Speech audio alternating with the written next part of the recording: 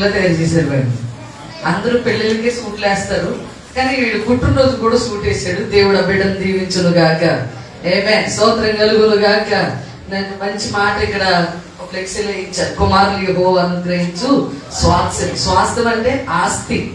స్వాస్థ్యం అంటే ఏంటి? ఆస్తి. కొడుకు, అందుకే కొడుకు పుట్టాలి అంటారు. కానీ కూతురుని కనాలని చాలా మంది ఆశపడుతూ ఉంటారు. ఇద్దరు ఉండడం ఇంకా మంచిది అనుకోండి. స్తోత్రం కలుగును గాక. కొడుకు అనేటప్పటికి 2-3 ఆడపిల్లలు పుట్టేస్తే ఓ కొడుకుంటే ఎంత బాగుండో అంటారు. కొడుకు లేని తల్లిదండ్రులు చాలా బాధపడుతూ ఉంటారు. అందుకే దేవుడు పేటపాలకి లలితకి నీకు ఇచ్చేసేలే కొడుకుని. పేటపాలకి లలితకి మొట్టమొదటిగా కుమారునిచ్చి దేవుడు ఆశీర్వదించాడు. దేవునికి స్తోత్రం కలుగును గాక. మరి సందర్భాన్ని పురస్కరించుకుని 10 నిమిషాలు దేవుని వాక్యాన్ని ధ్యానం చేసుకుందాం. 100వ దావీదు కీర్తన 3వ వచనాన్ని చదువుదాం. 100వ దావీదు కీర్తన 3వ వచనం. 100వ దావీదు కీర్తన 3వ వచనాన్ని చదువుదాం. యెహోవాయే దేవుడని తెలుసుకుని ఆయనే మనలను పుట్టించెను, మనము ఆయన వారము, మనము ఆయన ప్రజలము, ఆయన మేపు గొర్రెలము. ఇక్కడ రాయబడిన కీర్తన భాగంలో దావీదు అంటారు ఆయనే మనలను పుట్టించెను. ఇప్పుడు మనం ఏమంటున్నామంటే లలిత కొడుకు పుట్టాడు, పేటపాలు కొడుకు పుట్టాడు అంటే పుట్టాడు. ఈ కొడుకు ఎవరి పిల్లోడ్రా, ఎవరి అబ్బాయి అంటే తల్లిదండ్రుల అడ్రస్ చెప్తా ఉంటాం. కానీ వాక్యం అంటది ఆయన మనల్ని పుట్టించాడు. మనకు మనముగా ఈ భూమి మీద పుట్టలేదు. స్తోత్రం కలుగును గాక. ఒకవేళ మనకు మనముగా పుట్టుంటే, మనకు మనముగా ఉద్భవించుంటే, ఒకవేళ మనం ఆలోచించదు నా కొడుకు నా కూతురు లేక నేను. ఒకవేళ మీరు అనొచ్చు నా కొడుకు నా కూతురు అనకపోయినా మన వయసు పెరిగే కొద్ది మనం ఏమంటామంటే ఏమంటామండి నేను అన్న ఆ మాటను ఎక్కువ పలుకుతూ ఉంటాం. కానీ వాక్యం చెప్తా ఉంది ఏంటో తెలుసా? దేవుడంట మనలను పుట్టించను. ఈ రోజు ఈ భూమి మీద ఏ మనిషి అయినా సరే, అది ఆడైనా కావచ్చు మగైనా కావచ్చు, దేవుని ప్రమేయం వల్లే మనం భూమి మీదకి వచ్చాము. స్తోత్రం కలుగును గాక. నేను ఎలా కన్నారో, నేను ఎలా పుట్టానో, నన్ను ఎందుకు కన్నారో, నేను ఎందుకు పుట్టానో, ఈ ప్రశ్నలన్నిటికీ ఒకటే సమాధానం. దేవుడు పుట్టించాడు నేను. దేవుడే నీ తల్లిదండ్రుల గర్భవాసాన ఈ భూలోకంలో ఉద్భవించడానికి సహాయం చేశాడు. నీకు నువ్వుగా ఆడపిల్లగా పుట్టలే, నీకు నువ్వుగా మగపిల్లగా కూడా పుట్టలే. నీవు పుట్టడానికి నీ వెనకాల సృష్టికర్త ఉన్నాడు. స్తోత్రం కలుగును గాక. దేవుడిలో వాక్యులు మనం చదివితే దావీదు అంటారు అయ్యా నీవు నన్ను నిర్మించిన రీతి తలచగా నాకు భయము పుట్టుచున్నది. ఇందాక పాడాడు కదా మన అబ్బాయి ఆనంద్ నరేష్ పాడిన పాటలో, పిండమునై ఉండగా నీ కన్నులు నన్ను చూచెను. స్తోత్రం కలుగును గాక. ఆడపిల్లలే ఎందుకన్నా? ఆడపిల్లల కంటే కాపురానికి రాకు అంటారు చాలా మంది మగవారు. నేను మగవారు తక్కువ మాట్లాడట్లే అంటూ ఉంటారు. నేను అంటాను ఆడపిల్ల పుట్టాలో మగపిల్ల పుట్టాలో తల్లి గర్భములో నిర్మాణం చేసింది ఆయన. నీవు నన్ను నిర్మించిన రీతి తలచగా, నీవు నన్ను డిజైన్ చేశాడంట దేవుడు మనల్ని. స్తోత్రం కలుగును గాక. ఏమండి మన ఆదివారం ఇక్కడ ఏమీ లేవు. ఇక్కడ ఈ రోజు అన్ని ఉన్నాయంటే దీనికి ఒక డిజైనర్ ఉన్నాడా లేదా? దీనికి ఒక డెకరేషన్ చేసే మేనేజర్ ఉన్నాడు. అందువల్ల ఇవన్నీ డిజైన్ చేశారు. అలాగే మన జీవితంలో కూడా ఒక డిజైనర్ ఉన్నాడు. మనం ఈ లోకంలో ఆడగా పుట్టాలా, మగవారిగా పుట్టాలా, పేరింట్లో పుట్టాలా, ధనవంతుడింట్లో పుట్టాలా, ఎలా పుట్టాలి, ఏ టైంలో పుట్టాలి, ఏ సంవత్సరంలో పుట్టాలో దేవుని ప్రణాళిక చొప్పునే మన జీవితాల్లో జరుగుతుంది. ఏమే 2025లో పుట్టాడు. అంతే 2025లో పుట్టాడు. నేను 1981లో పుట్టాను. నేను అనొచ్చు అబ్బా అప్పుడు నా పుట్టినరోజుకి ఎలా చేయలేదు, నా పుట్టినరోజులు ఉన్నాయి ఇంటప్పుడు 81లో పుడతానే గ్రేట్. స్తోత్రం హల్లెలూయా. అన్న ఆ రోజు 7వ రోజు 9వ రోజు నీళ్ళేసేసేవారు, అందరికి పప్పు పెట్టేవారు, పంపించేవారు. అంతే. ఎందుకంటే ఏమన్నా ఉంటుందా? ఇంక మొదటి పుట్టినరోజు లేదు, లాస్ట్ పుట్టినరోజు లేదు. ఇప్పుడు అందరికి పుట్టినరోజులే. 55 సంవత్సరాలు వచ్చిన పుట్టినరోజులే. స్తోత్రం కలుగును గాక. హల్లెలూయా. 55వ సంవత్సరం పుట్టినరోజు శుభాకాంక్షలు. మనం అనుకుంటున్నాం పుట్టినరోజుని కేక్ కట్ చేస్తున్నాం కానీ అక్కడికి మనల్ని సమీపంగా ఉన్నాం, మనం వెళ్ళిపోతాం, మనం వయసు తగ్గిపోతుందని దేవుడు మనతో మాట్లాడతాడు. స్తోత్రం కలుగును గాక. నా పుట్టినరోజు ఎలా జరగలేదు, నేను కూడా 2025లో పుట్టుంటే ఎంత బాగుండో అని నేను అన్నాను అనుకో, మీరేమంటే తెలుసా అమ్మగారికి ఎంత ఆశో ఇలా చేసుకోవాలని. కాదు. నేను 85లో పుట్టాలనే ఆయన ప్రణాళిక, వాడు 25లో పుట్టాలని దేవుని ప్రణాళిక. స్తోత్రం కలుగును గాక. మన పితరులందరూ పుట్టారు, వారి వారి పరిస్థితులను బట్టి లోకంలో పుట్టి వారి యొక్క కాలక్రమంలో వారి విధులను నిర్వహించి దేవుడు ఏ ప్రణాళికతో భూమి మీదకి పంపించాడో ఆ ప్రణాళిక నెరవేర్చి వారు దేవుని రాజ్యాన్ని చేరుకున్నారు. స్తోత్రం కలుగును గాక.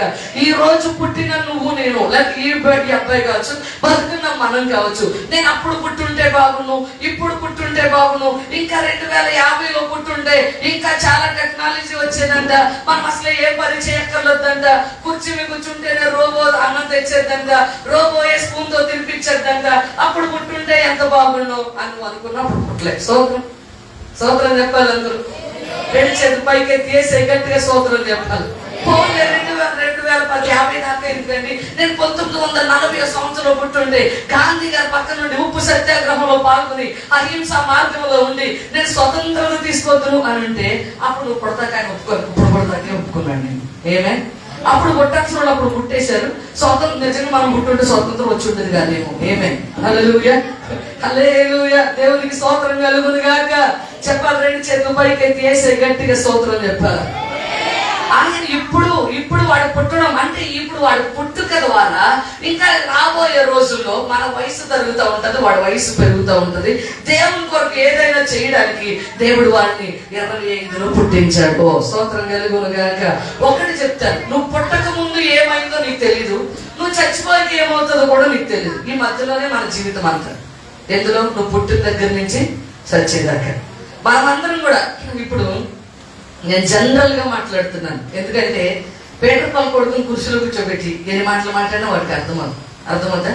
అమ్మగారు ఇళ్ళకి తినేస్తారని పట్టుకున్నాను, మీరు కూడా నన్ను తింటారు. స్తోత్రం చెప్పండి అందరూ. అందుకే నేను జనరల్ గా మాట్లాడుతున్నాను. మనం పుట్టక ముందు మన జీవితం ఏంటో తెలియదు, చచ్చిపోయి మన జీవితం ఏంటో కూడా ఎక్కడికి వెళ్తాము అంటే మీకు చాలా మంది మనకుందిలే ఇప్పుడు నిరీక్షణ, పరలోకి వెళ్ళిపోతాం. స్తోత్రం చెప్పండి అందరూ. హల్లెలూయా. అంటే తర్వాత ముందేముందో తర్వాత ఏముందో మన కొద్దిపాటి జీవితం 80 సంవత్సరాలు 70 సంవత్సరాలు ఈ జీవితంలో దేవుడు నిన్ను ఈ భూమి మీదకి ఎందుకు పంపించాడు అన్న సంగతి నువ్వు గుర్తించగలిగితే నీ జీవితం ఆశీర్వాదకరంగా ఉంటది. ఆమేన్. స్తోత్రం కలుగును గాక.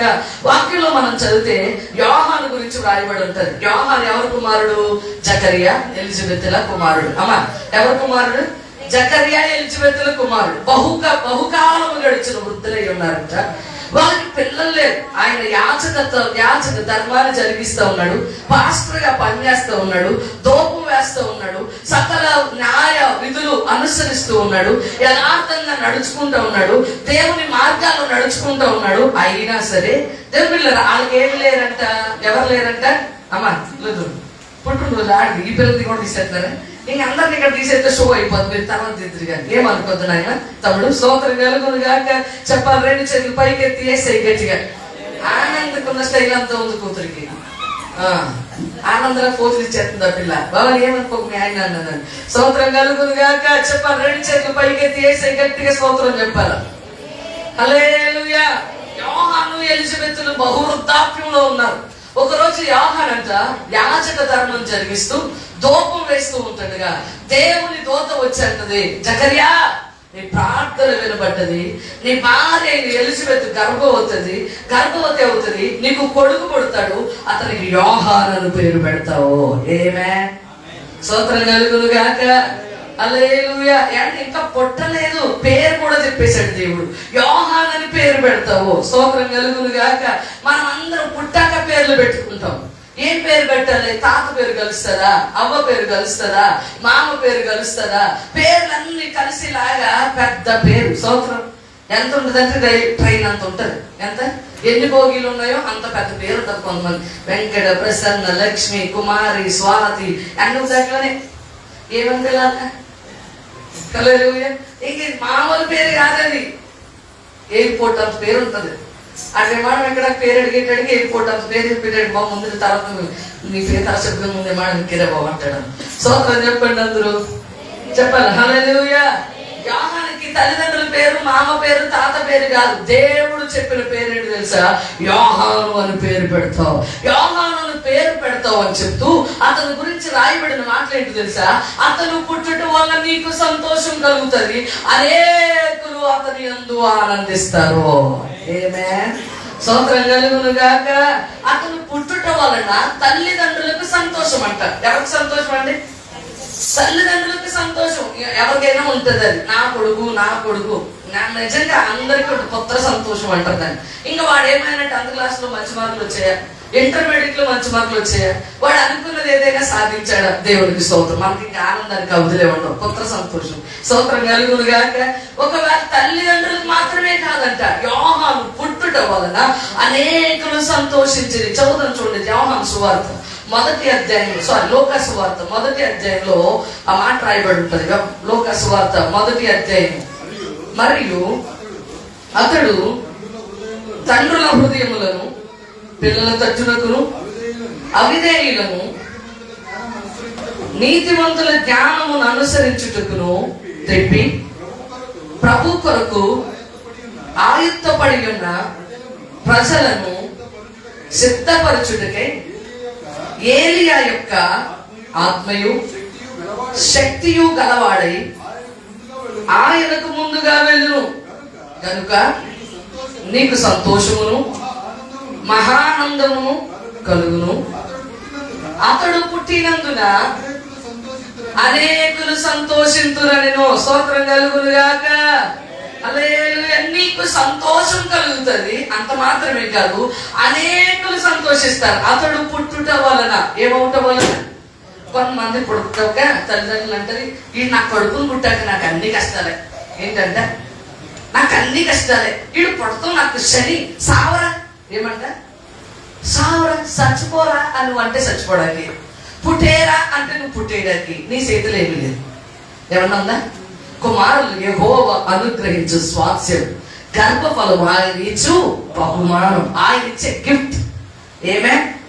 హల్లెలూయా. పిల్లలు కనేదాకా ఒక ఆరాటం, కనీసం రోడ్డు మీద పాడేస్తారంతే.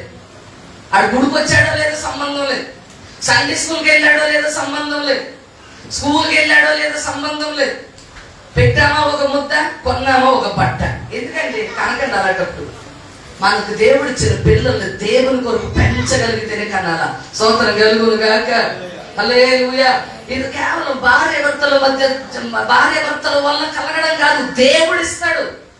సంతులేని దాన్ని ఇల్లాలుగాను, కుమారుల సంతోషం గల తల్లిగాను ఆయన చేయును. స్తోత్రం కలుగును గాక. హల్లెలూయా. పుట్టేదాకా ఎంత ఆరాటము. నాకు కొడుకుని ప్రభువా, నాకు కూతురుని ప్రభువా, నాకు కొడుకుని ప్రభువా, నాకు కొడుకుని ప్రభువా. ఇచ్చిన తర్వాత నీ సొంత ఆలోచనలతో వాళ్ళు పెంచుతూ ఉంటాం, మన సొంత ఉద్దేశాలతో వాళ్ళు పెంచుతూ ఉంటాం. యోహాను పుట్టుట వలన అనేకులు సంతోషించింది. స్తోత్రం చెప్పాలి అందరూ. హల్లెలూయా. యోహాను పుట్టుక వృద్ధాప్యంలో ఉన్న ఎలిజబెత్ జకరియాలకు మాత్రమే సంతోషం కాదు, వాడి యొక్క జీవితం యేసుక్రీస్తు ప్రభు వారి యొక్క మార్గాన్ని సరళం చేసి అనేక మందికి బాప్తిసం ఇచ్చి క్రీస్తు కొరకు అంత సాక్షి అయిపోయాడంట. స్తోత్రం కలుగును గాక. హల్లెలూయా. ఈడు పుట్టడం వలన వేట్రపాలకి లలితకి ఒక్కటే సంతోషం కాకూడదు, దేవునికి సంతోషం కలగాల, అనేక మందికి సంతోషం కలగాల. స్తోత్రం కలుగును గాక. చెప్పాలి, 2 చేతులు పైకెత్తి వేసే గట్టిగా స్తోత్రం చెప్పాలి. స్తోత్రం కలుగును గాక. చాలా సార్లు అనుకుంటూ ఉంటారు, ఇలా కొంతమంది పిల్లలు వాళ్ళ జీవితాల్లో చెడిపోతారు కదా, వాళ్ళ జీవితాల్లో చెడు మార్గాల్లోకి వెళ్ళిపోతూ ఉంటారు. అలాంటప్పుడు తల్లిదండ్రులు ఏమనుకుంటారంటే, ఇలాంటి నా కొడుకుని ఎందుకు పుట్టాడో అంటారు లేదా? నా కొడుకునా ఎందుకు పుట్టాడో, ఇలాంటి నాకు పుట్టకుండా ఉంటే బాగుండేది. మనం చాలాసార్లు అన్ని బాగున్నప్పుడు ఎక్కువ సంవత్సరాలు జీవించాలని కోరుకుంటాం. ఏ పరిస్థితులు బాగోలేనప్పుడు ప్రభా నన్ను పిలుచుకోనైనా, ప్రభా నన్ను పిలుచుకోనైనా. అన్ని బాగున్నాయనుకో, ఆయుష్ తండ్రి, ఆరోగ్యం తండ్రి. ఎంత స్వార్థపరులు అంటారు. స్తోత్రం కలుగును గాక. చెప్పాలి, 2 చేతులు పైకెత్తి వేసే గట్టిగా స్తోత్రం చెప్పాలా. హల్లెలూయా. అనేకులు సంతోషించి. ఇప్పుడు ఈ అబ్బాయి పేరు చెప్పలేండి, పేరు కూడా సెన్సేషనల్ గా విడుదలవుతుంది. ఆమేన్. స్తోత్రం కలుగును గాక. హల్లెలూయా. హల్లెలూయా. బిఆర్ అంబేద్కర్ లాగా ఉన్నాడండి. ఇక్కడ అంబేద్కర్ లాగా ఉన్నాడు. ఇంకా స్తోత్రం చెప్పండి అందరూ 2 చేతులు పైకెత్తి. హల్లెలూయా. అనేకులు సంతోషించి. ఈ రోజు ఆయన మనల్ని పుట్టించాడు, ఆయన చేతులు మనకి నిర్మాణం ఇచ్చాయి. అందుకని ఇప్పుడు మనం ఎవరి కొరకు బతకాలా? ఆయనను సంతోషపరిచేటట్టుగా బ్రతకాలి. ఎలా బతకాలండి? ఆయనను సంతోషపరిచేటట్టుగా బతకాలి అంటే రే బిడ్డసామే సోదరు నలుగురు గాక వీటిని కూర్చోబెట్టి నువ్వు ఆయన కొరకు బతకరా అన్నాను అనుకో, ఆడికి ఏం మాట్లాడాలో కూడా అర్థం అవుతుంది. ఇప్పుడు వాడిని దేవుడి కొరకు బ్రతికించేలా చేయాలంటే జకరియా ఎలిజబెత్ లాగా లలిత పేట్రపాలు దేవుని మార్గాలు నడుచుకోవాలి.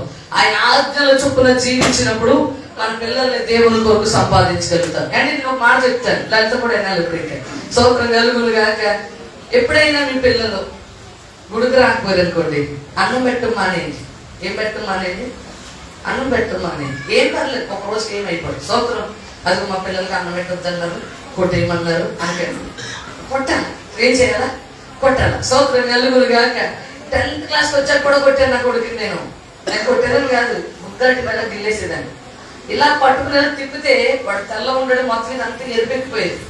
ఎప్పుడైనా కొడితే అరిచి అలా దవడలు వచ్చేది అంతే. సోదరం వెలుగులు కాక కొట్టు బెత్తము వాడని వాడు. స్కూల్కి వెళ్ళకపోతే కొడతావు, అవునా? స్కూల్కి వెళ్ళకపోతే కొడతావు, కానీ చర్చికి రాకపోతే మాత్రం అసలు స్పందనే ఉండదు. మనకి ఆడే వస్తాడు. రండి ముందు ఖాళీగా ఉంది, రండి. హల్లెలూయా. స్తోత్రం కలుగును గాక. పిల్లల్ని దేవుని కొరకు పెంచండి. ఎవరి కొరకు పెంచాలంటే వాళ్ళని పెరుగుతారండి, వాళ్ళని తెలుసుకుని వస్తారండి, తెలుసుకుని వస్తారెళ్ళు రారికెళ్ళు. మా వాడు పెట్టుపల్లి కొడుకు చిన్నోడు ప్రతి ఆదివారం గుడంతా తిరుగుతూ ఉంటాడు. గుడంతా తిరుగుతూ ఉంటాడు. వాడికి అల్లరి చేయనివ్వండి, ఏమైనా చేయనివ్వండి, వాడు చిన్నప్పటి నుండి దేవుని మందిరంలో పెట్టండి. అలా దేవుని మందిరంలో పెడితే రాబోయే రోజుల్లో యవన కాలం ముందు ఒలీవ మొక్కల వలె దేవుని కొరకు నిలబడతారంట. స్తోత్రం కలుగును గాక. హల్లెలూయా. ఇప్పుడు వాడికి ఏం తెలియదండి అంటే నువ్వు నేర్పించు అన్నాడు దేవుడు. ఏమన్నాడు? నువ్వు నేర్పించు. నీకు వచ్చు కదా దేవుని సన్నిధిలో ప్రార్థన చేయడం, నీకు వచ్చు కదా దేవుని సన్నిధిలో కూర్చోవడం, నీకు వచ్చు కదా. నీకు వచ్చిన ప్రతిదీ నీ కొడుక్కి నేర్పించు. ఏం చేయాలంటే నేర్పించు. స్తోత్రం చెప్పండి అందులో. హల్లెలూయా. మా బాబు ఫస్ట్ టైం వాకింగ్ చెప్పడానికి నిలబడ్డాడు. నిలబడినప్పుడు నన్ను అడిగాడు, అమ్మా ఎలా చెప్పాలమ్మా, ఏం చెప్పాలమ్మా, ఏమని చెప్పాలమ్మా, నాకు అలా ఎలా చెప్పాలో తెలదమ్మా. ఎప్పటికీ మా నాన్నగారు నన్ను కరెక్ట్ చేస్తూ ఉంటారు. ఎలా చెప్పాను, నువ్వు చెప్పింది కరెక్ట్ కాదు, నువ్వు చెప్పింది రైట్ గా లేదు, ఆ పాయింట్ ఈ పాయింట్ అతకలేదు, ఇలా చాలా విషయాలు ఇప్పటికీ మాస్టర్ గారు నన్ను సరి చేస్తూ ఉంటారు. ఎప్పుడైనా ఆంధ్రలో వాకింగ్ చెప్తూ ఉంటే మా నాన్నగారు నన్ను సరి చేస్తూ ఉంటారు. నిజమే, మన పిల్లలు ఎంత పెద్దోళ్ళైనా తల్లిదండ్రులు వాళ్ళని కరెక్ట్ చేయాలి. ఏం చేయాలి? కరెక్ట్ చేయాలి. ఇప్పటికీ బైబిల్ ట్రైనింగ్ అవుతుంటాడు. ఎప్పుడన్నా ఫోన్ చేసి అడుగుతాను, ఈరోజు చాలా బిజీగా ఉన్నానమ్మా అన్నాడు అనుకో, ఈరోజు ప్రార్థన చేసుకున్నావా అంటారు. ఎందుకంటే చాలా బిజీగా ఉన్నాను అని చెప్పి కాలేజ్కి వెళ్ళిపోతే ప్రార్థన చేసుకోకుండా వెళ్ళిపోయాడు. అమ్మా నేను పొద్దున్నే ప్రార్థన చేసేసుకున్నానమ్మా, దేవుడికి ఇవ్వాల్సిన టైం దేవుడికి ఇచ్చేసాను. నువ్వు ఎంత బిజీగా అయినా ఉండొచ్చునా, దేవుని సన్నిధిలో గడపాల్సిన మాత్రం దేవుడి సన్నిధిలో గడిపే. స్తోత్రం కలుగును గాక. అడగమ్మను, ఎంత సంపాదించారా, ఎన్ని మార్కులు వచ్చాయరా, మీ అత్త ఏమందరా, మీ నాన్నమ్మ ఏమందరా, మీ అబ్బాయి ఏమందరా, ఆ మాటలు చెప్తా ఉంటే వాళ్ళ గురించి వ్యతిరేకంగా నూరిపోతూ ఉంటాను. అవునదే మీ అత్తకి నేను అంటే అసలు పడదో, మీ వాళ్ళ అత్త పాప ఇంటికి వద్ద మాట్లాడి ఎందుకు మాట్లాడతాడు, అలా అమ్మ చెప్పేసింది కదా అప్పుడే. పిల్లలకి అమ్మ మీ నాన్నమ్మ దగ్గరికి వెళ్ళకు, మీ నాన్నమ్మ దగ్గర మీ అమ్మ దగ్గరికి వెళ్ళకు, అనుకున్న దగ్గు నీకు వచ్చేది అనుకున్న పిల్లలకి నేర్పి పెడుతున్నారు తల్లిదండ్రులు. పిల్లలకి ఏం చేస్తారండి? నేర్పించాల్సింది ఆ సంగతులు కాదు, వాక్యాన్ని నేర్పించండి. వాక్యాన్ని నేర్పించండి, కూర్చోబెట్టండి. ఈరోజు ఫేస్బుక్ లో చిన్న చిన్న పిల్లలు ఆది కాండం నుంచి ప్రకటన వరకు, ఆది కాండం నిర్మాకాండం లేవి కాండం సంఖ్యాకాండం ఒక్కడి కూడా తప్పకుండా 2 సంవత్సరాల పిల్లలు చెప్పేస్తా ఉంటారు. 25 సంవత్సరాలు వచ్చినా సంఖ్యాకాండం ఎక్కడ ఉందంటే కీర్తన పక్కన ఎదుగుతారు మన వాళ్ళు. దేవుని వాక్యం మీద ఇంట్రెస్ట్ ఉండదు. మనకి ఇంట్రెస్ట్ ఉంటే మన పిల్లలకి ఇంట్రెస్ట్ ఉంటుంది. స్తోత్రం కలుగును గాక. నేను ఖచ్చితంగా చెప్తాను, మా పిల్లలు నా మీద హైట్ ఉన్నారు, నాకంటే ఆచారవాదులు ఉన్నారు. టైం చర్చలో కూర్చోవాలని చెప్తారు. ఒక రోజు అందరికంటే లేట్గా వచ్చారు నా కొడుకు. 11:30 వాకింగ్ చెప్తా రాత్రులు అయిపోతానే 11:30 చర్చకు వచ్చాడు. నేనేం మాట్లాడలే. ఆరాధన అయిపోయిన తర్వాత వాడు రూమ్లోకి వెళ్ళాను. 8 గంటలకు వచ్చావు ఆరాధన కానీ 11:30కి వచ్చానమ్మా, నువ్వు డాడీ చెల్లి అందరూ ఉన్నారు కదా అని లేట్గా వచ్చాను. ఎవరున్నా నీ టైంకి కరెక్ట్గా ఆరాధన ప్రారంభంకి నువ్వు అక్కడ కూర్చోవాలి అంతే. ఎంతమంది అయినా ఉండి అక్కడ ప్రారంభించేవాళ్ళు, ఎంతమంది అయినా ఉండి పాడేవాళ్ళు, నువ్వు మాత్రం కరెక్ట్గా టైంకి అక్కడ కూర్చోవాలి. మనం బోధించే భ్రష్టులు అవ్వకూడదా? మనం ఇతరులకు ఏం చెప్తున్నామో అది ముందు మనం చెయ్యాలా. స్తోత్రం కలుగునుగాక. చెప్పు, ఎదిగిపోయాడని వదిలేకు చెప్పాలి. నువ్వు చచ్చేదాకా వాడు నీకు కొడుకే, వాడు ఆ అమ్మాయి నీకు కూతురే. నువ్వు వాక్యానుసారంగా హెచ్చరిస్తూనే ఉండు. ఒకవేళ కాపురానికి వెళ్ళిపోయినా, అమ్మా ఎలా ఉంది పరిస్థితి అంటే, నువ్వు ప్రార్థన చేస్తున్నావా? మీ ఇద్దరు మందిరానికి వెళ్తున్నారా? మీ ఇద్దరు దేవుని సన్నిధిలో గడుపుతున్నారా? ముందు ఈ విషయాలు అడుగు. బ్యాగ్లో బట్టలు చదువుకుని వచ్చేయని చెప్పడం కాదు. స్తోత్రం కలుగునుగాక. ఈ మధ్యలో ఎక్కువ చేసేస్తూ ఉంటారు. స్తోత్రం కలుగునుగాక. అలాంటి మాటలు చెప్పక పిల్లలకి. కూర్చో, కష్టమైన కూర్చో, ప్రార్థన చేయి, దేవుడు సహాయం చేస్తాడు. నేర్పించండి. అప్పుడు మీ పిల్లలను బట్టి మీరు సంతోషించడం కాదు, అటు అత్త ఇంట్లో సంతోషిస్తారు, ఊరందరూ కూడా సంతోషిస్తారు. స్తోత్రం కలుగునుగాక. చెప్పాలి. 2 చేతులు పైకెత్తి వేసి గట్టిగా స్తోత్రం చెప్పారు. హల్లెలూయా. ఆయన మనల్ని పుట్టించను. ఎందుకు పుట్టించాడు? తింటా పుట్టించాడా? కొంతమంది ఇంక తింటాకే పుడతారు. ఇంకా ఎందుకు పుడతారండి? తింటమే. లేచిన దగ్గర నుంచి తింటమే. ఏం తింటమే? ఒక గాని తింటమే.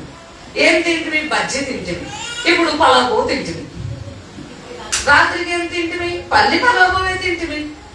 మళ్ళీ మిగిలితే ఫ్రిడ్జ్ పెట్టుకుని రేపు పలావోవే తింటమే. ఇంకా తింటమే. తింటాకే పుట్టామా మనం? స్తోత్రం చెప్పండి అందరూ. హల్లెలూయా. ఒక్కొక్కసారి యూట్యూబ్ ఎలా ఆన్ చేయగానే కోడిగుడ్లు వంకాయ ఎలా ఉండాలి అని రెసిపీ వస్తుంది అందులో. అప్పుడు బేగంగా పెట్టారు ఈ మధ్యలో. ఏమైనా స్తోత్రం కలుగునుగా. అవి చూడగానే వండుకోపోయిన నోట్లో నీళ్ళు మాత్రం వచ్చేద్దాం మనకి. అవి చూడగానే ఏమొచ్చేద్దాం మీ నోట్లోంచి? ఎలాగైనా సరే ఇది వండేసి ఏం చేయాలి? మనం తినేయాలి. అన్నిటికంటే ఇప్పుడు ఎక్కువ బాగా రన్ అవుతున్న బిజినెస్లు ఏమున్నాయంటే ఫుడ్, హోటల్స్, రోడ్డు పక్కన చిన్న బడ్డీలు, వీటికి ఎక్కడ లేని గిరాకీ ఉందండి. ఇప్పుడు ఎవరైనా టౌన్స్ లో, ఇప్పుడు పాపం బెంగళూరు అట్లన్నీ మూసారంటే, మరి ఆడోస్లో వెలుగుతున్నారో లేదో నాకు తెలుస్తుంది. జొమాటోలో ఆర్డర్ పెట్టేద్దాం, స్విగ్గీలో ఆర్డర్ పెట్టేస్తున్నారు, అంతే. టిఫిన్లు ఆర్డర్ పెట్టేస్తున్నారు, భోజనాలు ఆర్డర్ పెట్టేస్తున్నారు, బిర్యానీలు ఆర్డర్ పెట్టేస్తున్నారు. ఎప్పుడైనా మా పాప నేర్చింది, తల్లి వంట నేర్చుకున్నాం అనుకో, నేను వంట చేసే పని ఉండదమ్మా నాకు అంటాను. వంట చేసే పని ఉండదండి, ఎందుకంటే ఆర్డర్ పెట్టేస్తే వచ్చేది కదా ఇంటికి. స్తోత్రం కలుగునుగాక. చెప్పాలి. 2 చేతులు పైకి ఎత్తి వేసే గట్టిగా స్తోత్రం చెప్పాలి. నేర్పించండి. ఏం చేయాలంటే పిల్లలకి నేర్పించండి. మనం తింటాం గుట్లే. ఒకసారి మనం చెప్పారు దేశంలో ఒకసారి ట్రైన్ ఎక్కాము. ఇలాంటి భయంకరం మీరు. ట్రైన్ ఎక్కితే ఆంధ్ర వెళ్తాం, ట్రైన్ ఎక్కాం. ఆంధ్ర వెళ్తాం, ట్రైన్ ఎక్కేటప్పుడు క్యారేజ్ పట్టుకెళ్తాం. స్వప్న ఏం పట్టుకెళ్తాం? నీకులా శాలించి మరి కాదు, మరి ఆంధ్ర ఎక్కామంటే మళ్ళీ ఒక 5-6 చాలా పొద్దున ఇప్పుడు ఎక్కితే రేపు మధ్యాహ్నం ఇంటికి వెళ్తాం. క్యారేజ్ పెట్టుకెళ్ళాలి కదా రాత్రికి. క్యారేజ్ పెట్టుకుని వెళ్ళిపోయాడు పాస్టర్ గారు, నేను వెళ్తున్నాను. మా ఎదురు ముందు ఒక అబ్బాయి ఉన్నాడు, చాలా ఎత్తుగా ఉన్నాడు, లావుగా ఉన్నాడు. తను క్యారేజ్ తెచ్చుకున్నాడు. క్యారేజ్ అంత ఏం తెచ్చుకున్నాడా అని ఎప్పుడు చూడండి, మనకంటే ఎదుటోళ్ళ విషయాలు ఎక్కువ ఇంట్రెస్ట్ మనకి. మన ఇంట్లో విషయాల కంటే ఎదుటోళ్ళు ఏం వండుకున్నారా, ఏం కూర ఉండదు ఏంటి, నువ్వేం కూర ఉండవో చెప్పు, ఎదుటోళ్ళు కూర ఏడు తెలుసుకోవాలి అచ్చగా. ఇలాగా ఆ కూర కూర్చోగానే నేను అనుకుంటున్నాను ఏం తెచ్చుకున్నాడా అని. నేను మా క్యారేజ్ కంటే ఆ అబ్బాయి దాంట్లో చూడాలని ఇంట్రెస్ట్ ఎక్కువ ఉంది నాకు. ఇంట్రెస్ట్ ఎక్కువ ఉండే వాడు చపాతీలు ఓపెన్ చేశాడు. ఆ చపాతీలు 10 చపాతీలు ఉన్నాయి. ఎన్ని చపాతీలు అంటే 10 చపాతీలు. ఇంత కోడిగుడ్డు పొల్ట ఉక్కరేస్తారు కదా, ఫ్రై చేస్తారు గుడ్లేసి ఉడిపేసి, ఇంత కోడిగుడ్డు పొల్ట. నేను అనుకున్నాను ఈయనతో పాటు ఇంకో ఫ్రెండ్ ఎవరన్నా ఉన్నాడేమో, ఇద్దరికి కలిపి తెచ్చుకున్నాడేమో ఈ ఫుడ్ అనుకున్నాను నేను. 10 చపాతీలు, ఇంత కోడిగుడ్డు పొల్ట. అప్పటికే మనోడు యంగ్మేనే, కానీ బాగా ఎత్తు, లావు, బజ్జ బాగా భయంకరంగా ఉంది. నేను అలా చూస్తా ఉన్నాను. నేను అనుకున్నా అయ్యో మేమే పండుగ తెచ్చుకున్నామా, మనోడు బాగా తెచ్చుకున్నాడు కదా అనుకున్నాను. అనుకుంటే మొత్తానికి 10 చపాతీలు ఆడి తినేసాడండి. మొత్తం కోడిగుడ్డు పొల్టంతా తినేసాడు. తినేసి ఒక్క నిమిషం కూడా అటు ఇటు తిరగడం ఏమి లేదు, ఇంకా డైరెక్ట్ అప్పరెక్కేసి పడుకున్నాడు. అంతే, అప్పరెక్కేసి పడుకున్నాడు. ఇది ఎలాగే తింటే తొందరగా వెళ్ళిపోతాడు అనుకున్నాను. ఎంత కోడిగుడ్డు పొల్ట 10 చపాతీలు. ఇంక నేను ఆడ బతుకు ఇంకంతే. ఈ లోపల కాసేపు గంట అయిపోయిన తర్వాత మళ్ళీ మజ్జిగే వాటర్ డ్రింక్స్ వస్తాయి కదా ట్రైన్ లో, వస్తాయి లేదా? మాట్లాడి పర్లేదు, సంతోషంగా చెప్పండి, వస్తాయి లేదా? మనోళ్ళు ఇందులో మనోళ్ళు లేచిపోయి మళ్ళీ మజ్జిగ పాటలు కొనుక్కున్నాడు. ఒక డ్రింక్ ఆయన కొడుపసేరు అనేది 10 చపాతీలు తినేసావు, ఉక్కరు తినేసావు, మళ్ళీ మజ్జిగి బట్ట అన్ని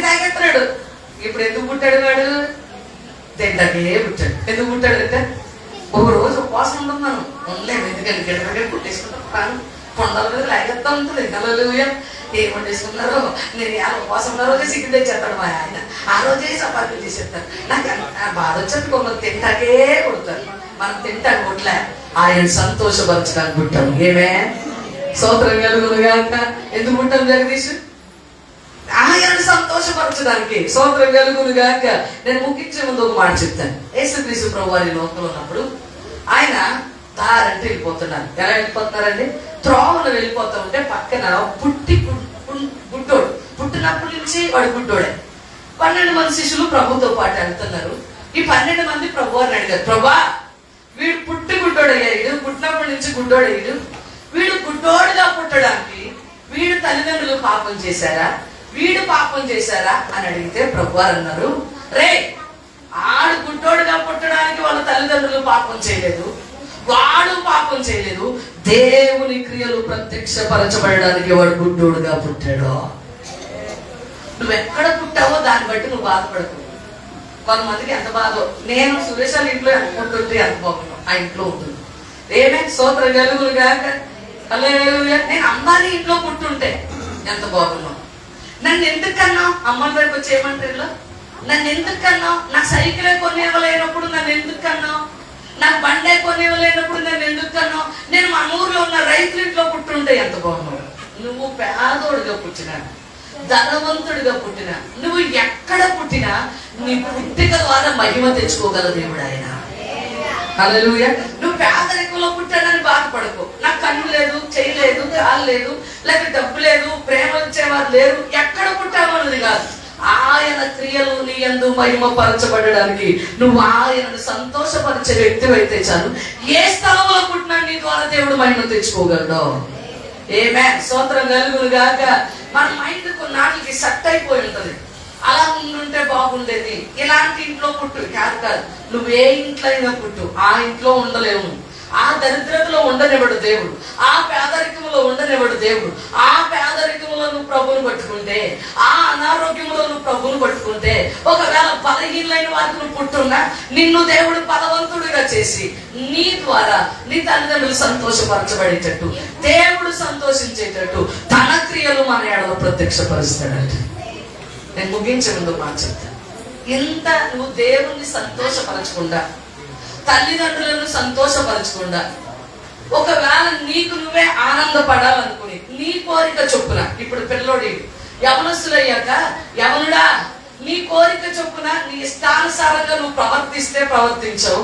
కానీ ఒక్కటి చెప్తాను, పుట్టించిన దేవుడికి మాత్రం ప్రతి దాన్ని బట్టి లెక్క చెప్పాలని మాత్రం మర్చిపోదు. ప్రసంగి అంటాడు, యవనుడా నువ్వు సంతోషపడు, తిను, తాగు, నీ కోరిక చొప్పున, నీ ఇష్టము చొప్పున ప్రవర్తించు, ఏమనుకుంటావు అది చెయ్యి, ఎన్ని బాటలు ఎత్తాలనుకుంటావు ఎత్తు, ఎంత మందిని మోసం చేయాలనుకుంటావు చెయ్యి. కానీ నిన్ను పుట్టించినోడు ఒకడు ఉన్నాడు, ఆయనకు వీటన్నిటిని బట్టి ఆయనకు నువ్వు లెక్క చెప్పాలని మాత్రం మర్చిపోకు అంటాడు సొలొమోను. నువ్వు పుట్టింది నీ కొరకు పుట్టలే, నిన్ను పుట్టించిన ఒక దేవుడు ఉన్నాడు, సృష్టికర్త, గాడ్. ఆయన జనరేటర్, ఆపరేటర్. ఆయనే సమస్తాన్ని సృష్టించిన దేవుడు, ఆయనే అన్నిటిని నిర్వహించుచున్న దేవుడు, ఆయనే సమస్తాన్ని నాశనం చేయగల దేవుడు కూడా. అందుకే ఆయన పేరు గాడ్. ఆయన దగ్గర ప్రతి దానికి లెక్క చెప్పాల్సి వస్తుంది. ఈరోజు మనం ఇక్కడ ఉన్న మనందరి దేవుడు పుట్టించాడు. నువ్వు ఎన్ని సంవత్సరాలు పుట్టావో నాకు తెలియదు, నువ్వు ఎన్ని సంవత్సరాలు బ్రతుకుతావు కూడా నాకు తెలియదు. నువ్వు బ్రతికిన ఈ కొద్ది దినాల్లో నీ ఇష్టం చొప్పు నువ్వు బతికితే, నీ కోరిక చొప్పు నువ్వు బతికితే, నీ మనసు వెళ్ళమన్న చోటకల్లా నువ్వు వెళ్ళిపోతే, నువ్వు తాగమన్నదలా తాగితే జాగ్రత్త. వీటన్నిటిని బట్టి దేవుడు, నీ పుట్టించిన నీ దేవుడు నిన్ను లెక్క అడుగుతాడు అంటాడు సొలొమోను. అందుకని ఆయన పుట్టించాడు కనుక ఆయన వారంగా ఉందాం, ఆయన మేపు గొర్రెలుగా ఉందాం, ఆయన నీడలో నడిచే వ్యక్తులుగా ఉండాలి. అందుకే దావీదు, ఆయనే మనల్ని పుట్టించను, మనము ఆయన వారము, ఆయన మేపు గొర్రెలము. ఎలా ఉండాలంట? ఆయన చేత తోలబడుతూ, ఆయన చేత నడిపించబడుతూ, ఆయన చేత మేపబడుతూ, శాంతికరమైన జలముల దగ్గరికి, పచ్చిక గల చోట్లకి, ఈ మార్గాల్లో నువ్వు నడవాలంటే ఆయన నిన్ను పుట్టించి పుట్టించాడు, నువ్వు ఆయనకు లోబడు అంతే. స్తోత్రం కలుగును గాక. హల్లెలూయా. పుట్టక ముందు, చచ్చిన తర్వాత కాదు. ఈ జీవితంలోనే నువ్వు ఏమైనా నిర్ణయం చేసుకో. నువ్వు సంతోషపరచాలనుకుంటావా, దేవుడిని సంతోషపరచాలనుకుంటావా? లేక నీ కొరకు నువ్వు బతకాలనుకుంటావా, దేవుడి కొరకు బతకాలనుకుంటావా? నీ కొరకు నువ్వు బతికితే దేవుడి దగ్గర ప్రతి విషయంలో నువ్వు లెక్క చెప్పవలసిన వ్యక్తిలో ఏంటో. అందుకే యోహానును బట్టి అనేకులు సంతోషించారంట.